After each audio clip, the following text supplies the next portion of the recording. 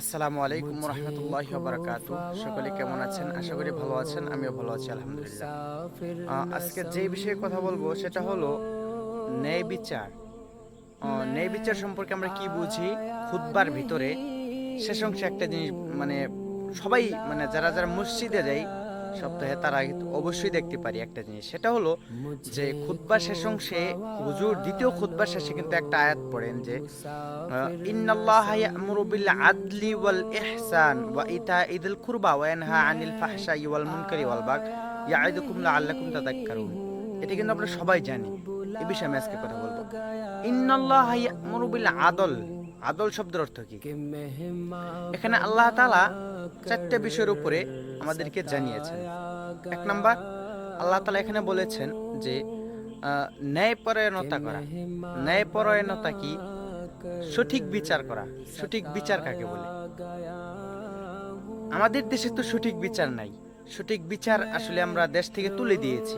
এজন্য আমাদেরকে আল্লাহ তাআলা গজব নাজিল করেন।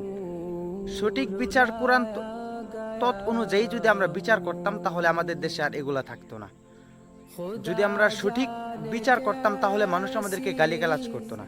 সঠিক বিচার করার না ফলে আমাদের হাতের এই আজকে এই দশা, আমাদের ভাগ্যের এই দশা, আমাদের জীবনের এই দশা। রাসূল সাল্লাল্লাহু আলাইহি সাল্লাম তো জীবন যাপন করেছেন। রসুলও তো ছিলেন আমাদের তৎকালীন জামানায় ছিলেন তিনি সর্বশ্রেষ্ঠ মানুষ, তিনি সর্ব ভালো বিচারক, সবার থেকে ভালো বিচারক করতেন তিনি। ওমর রাদিয়াল্লাহু তাআলা তো বিচার করতেন, তার ছেলের ক্ষেত্রে গিয়েও তিনি কোথাও একটু দাঁড়াননি, একটু ক্লেশ করেননি। কারণ কি জানেন? তিনি সঠিক বিচার করেছেন। আল্লাহ তাআলার কাছে তিনি আর কোনো কোথাও ঠেকা নেই। কারণ আমাদের আজকে সঠিক বিচার নাই বিদেই আমরা আজকে অনেক অধঃপতনে পড়েছি। একটা বিষয় ভালো করে লক্ষ্য করবেন, সেটা হলো যে রাসূল সাল্লাল্লাহু আলাইহি সাল্লামের কাছে একজন বিচার দেওয়া হলো। রাসূল, একজন কুরাইশ বংশের মহিলা, সে চুরি করেছে, তাকে কি বিচার করা যায়? রাসূল সাল্লাল্লাহু আলাইহি সাল্লাম বলেছেন, কুরাইশ বংশের মহিলা তাই কি?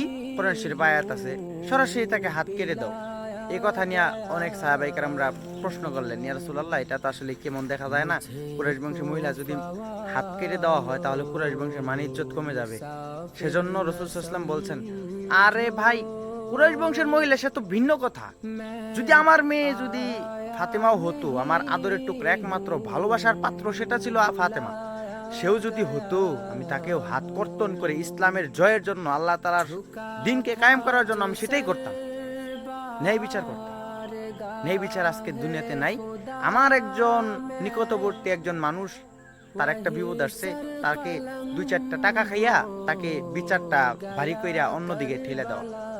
আপনাকে আল্লাহ তাআলা দরবারে এই জন্য মামলা দায়ের করতে হবে যে আল্লাহ এই কাজটা আমি ঠিক করি নাই, দুনিয়াতে যেটা আপনাকে ক্যামেরার মতো দেখাবে এই কাজটা ঠিক করলেন না। সেজন্য ন্যায়পরায়ণতা করা, ন্যায়পরায়ণতা, সুন্দর বিচার করা, যে দিকের বিচার যেদিকে যাবে সেটাই করো। একজনে বলেছে, আমার উস্তাদজি কোথাও নাকি একটা সমস্যা গিয়েছিল, ওখানে গিয়ে একটা মিটিং এর সময় এক নেতা বলেছে, আরে ভাই, সে তো দুষ করেছে, দুষের বদল কি তাকে মার দিতে হবে? আমরা মানুষ, মানুষ মাত্রই তো ভুল হয়।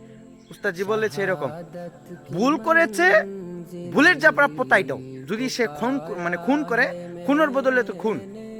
যদি সে মানুষ মারে, মানুষের মারের বদল মারে। একজন হাত কেটে দেবো, হাত কাটার বদল হাত কেটে দেবো।